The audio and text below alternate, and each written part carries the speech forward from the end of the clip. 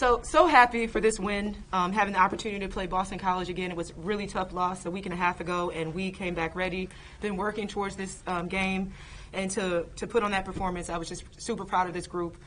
Every game I always talk about how it's so hard to win in this league, and it's a really great, well-coached Boston College team, really tough, and just I was really proud of their effort and excited to win that game today. Questions? Both players. Yeah, before.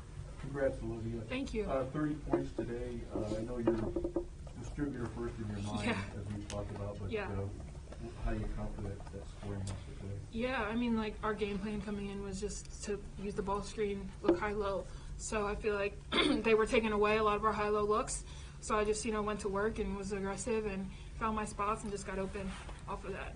And at the same time, you were hitting from three-point range. So how hard have you worked on that part of your game? And if you can make threes consistently, what does that do to you? Yeah, I mean, like, it's been a struggle. I started off the season, I was a little slow, and people thought that I couldn't shoot, and I was missing a lot of shots. But I just, my coaches had confidence in me, and I had confidence in myself that I was in the gym every day, and I knew someday it was going to come out. And I'm so happy that it did come out. And to your second part of your question, I feel like now that teams see that I can hit that three, it's going to open up so much more. They started going over the ball screen, so I just went to the rim. So it's just going to open up a lot more for me and the rest of my teammates. You guys had a 14-point lead with 13 minutes to go. Last time you had about 15 with 14 to go. This time, so virtually identical. Yeah. What was different this time? We talked about sense of urgency, and we talked about winning the fourth quarter. I feel like I was screaming to my teammates. I don't know if anyone heard, but because they're just so lost in the game. I tried to scream to them, sense of urgency, we got to go up. And Darren and I talk about all the time, we're going to go up 30 here, we're going to go up 20, whatever it may be in any situation. So just like deriving that sense of urgency from my teammates, that's just a big focus that we, practice and want out of everyone to just keep, foot on the gas. And then last for me, your reward is number 3 North Carolina State on Tuesday. How tough is that quick a turnaround, let alone how tough is North Carolina we're actually State? getting massages right now. Like, we're working on our bodies right now because we know it's just we just played a tough game, and we got to turn around and play one of the best teams in the country. And we're right there. We're going to fight. We believe that we can win, and then that's all I have to say about that game. What is it like to get that win over Boston College after they defeated you guys not too long ago? It means a lot. Sometimes you have to lose to learn a lot, and we learned a lot. And I feel like that just showed our growth and showed our maturity and how we can bounce back. And that's just, we're not going to win every game. We're not going to be perfect. So just showing our growth, and as long as we learn from the lessons, being taught to us, I feel like it's really important. And you made the comment about putting your foot on the gas, fourth quarter. That's really been a big conversation for you guys in the second half. Keep the foot on the gas. How exciting was it for you to be able to see everybody really kept their foot on the gas? There was no stopping till the clock struck 0. Yeah, I mean, that goes back to my growth part. Like, I feel like we grew and we learned that, Boston College is a team that will never go away. And it was just super exciting to see us, living that out, showing it on the court. And my teammates, I'm so proud of them because we've just grown so much together, and just seeing us thriving and doing well in the second half when we usually, haven't, it's amazing to see. Do you think it kind of puts some teams on edge a little bit? They're like, okay, hold on, wait a second. We thought we knew what was going on with this team, and they're showing us that there's no stopping. They're going to come out and continue to attack. For sure. Like, when I came out, I noticed that Boston College, they looked defeated. They looked, tired. And I don't know if that's because, they played a lot of people, actually. But mixture of being tired and just mixture of being down by so much and us not giving up, it just puts teams away and doesn't give them any hope to, come back. And y'all are now undefeated at home still. How nice is that to have that home court advantage and to know that you're continuing to protect the court? It's awesome. I mean, we're kind of following our men's team. They had a great victory last night, and we just feed off of the energy of our crowd. We knew that this was a great opportunity to have a 4-game homestand and, bringing these talented teams in our house. We really feed off of being home. It's a huge advantage, and we're great. We're just really happy that the schedule has afforded us this opportunity to be home, and we try to take advantage of it every opportunity. So, Coach, it seemed like you guys were playing with a little bit of extra edge tonight. I don't know whether it be because you lost this team before or where that came from. Could you speak a little bit to that? Absolutely. We definitely came in with an edge. That was a really tough loss, and we all, like Liv said, we really learned from that loss. But it was hard to go through. Sometimes growing pains, it's never easy. It's uncomfortable. But we know that in discomfort, it allows you to grow. And that's what we did. So we came in with that energy, that edge. We feel like, we're at home. We have to show our fans that we are ready, and we take advantage of the competition of competing for 40 minutes. And so we definitely came in with the edge. We didn't even need to talk too much because we knew. We just played the game, so that's also great that we didn't have to wait till next year or the ACC tournament to play them.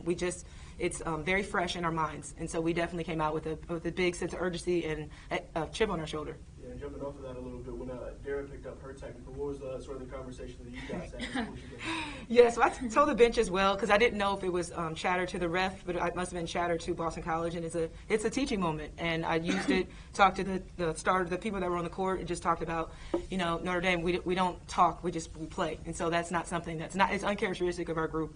And so she apologized. I think she just got in the mix of the moment. I don't think she meant anything by it, but we're competitors. She's a competitor, so I just talked about making sure that we play and we don't get caught up in any type of verbal altercations or whatever happened, because I don't really know what happened, but I try to keep them focused on the game plan and not to get involved in those type of actions. Yeah, and Liv, teammate to teammate, did you have any sort of conversation with Dara about that? Yeah, I was like, I just told her, I was like, you don't need to do that. It's okay. Like, we're up.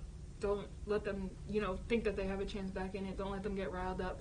So, it wasn't anything bad. I was just like, just move on, next play. So, she took it well, and I know she felt, not bad, but like just a little upset about it. So we just picked her up, and we moved on. And then, coaches, with this being such a physical game, do you ever coach to that? Are you proud of the way your team responded in a way that sometimes the whistles were a little late or non-existent, things like that? You guys are going to the ground a lot in this game. Just what does that say about the toughness of your team? Definitely, that's some area that we talk about a lot, is coming with toughness and being resilient. And we knew Seoul is one of the toughest defenders and the toughest players in the ACC. So we know. Everyone knows just from playing her a week and a half ago. I try to communicate with the refs about the physicality of the game. We're fortunate we get a chance to practice against practice guys, and they really get us prepared for these type of moments, the physicality of the game. So we were expecting it, and it's a situation where you just have to fight, you have to match the intensity. Olivia, going back to the day that you hit a three early in the first quarter, and then you hit one coming out of the third quarter right away too. What does it do for you personally to hit those shots and kind of carry out the rest of the half? Yeah, any basketball player in the room can attest to hitting your first shot is like the basket's so wide open. Like, hitting your first shot is one of the best feelings, and you just know that it's going to flow after that, and you just feel confident right off the bat. So just hitting those shots, right when we, come start the game and right when we come out of a break, it just feels so good. It gets me in my rhythm.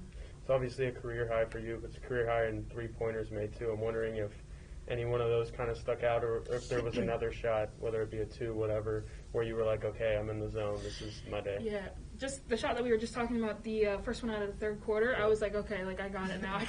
I could just keep rolling. That was a really nice in-rhythm shot and good pass from Dara, so it was fun. It was just a lot of fun playing that. Neil, you talked about that edge in fight. How much did Maya personify that today? Oh, that she was amazing. Every night. Honestly, that's her bread and butter is her defense. And she was on the floor getting loose balls, 50-50 balls. She had a double-double, 10 points, 10 rebounds, which we needed. A lot of physical play inside and 6 blocks. And sometimes she doesn't get the block, but she alters shots. And so her presence is everything for us. And she brings our toughness. She's our leader defensively, and it's great because we go as she goes, and I was just really proud of her effort and the way that she competed today.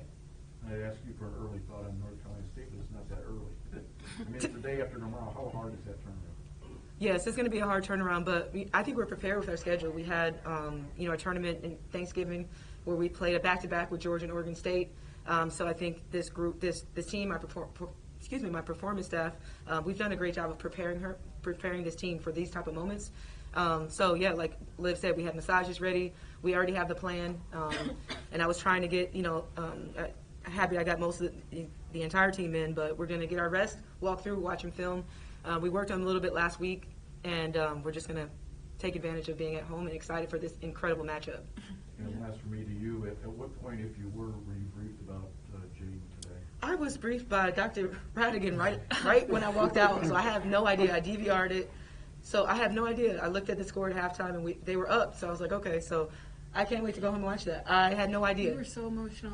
I know. I just gave her a hug was because I was so like, you had a emotional. 30-piece, and Jaden hit a buzzer beater. It's amazing. Who and when was that? Oh, right, literally, right. Just 10 minutes ago. Yes, right when we were walking back here. I had no idea. Yeah. So I thought the game was over when I saw the score. It was like third quarter. They were up like 14 or something. So I'm going to grab some food and go back and watch it. Good night. Good night. It's a great day. Great day to be Irish.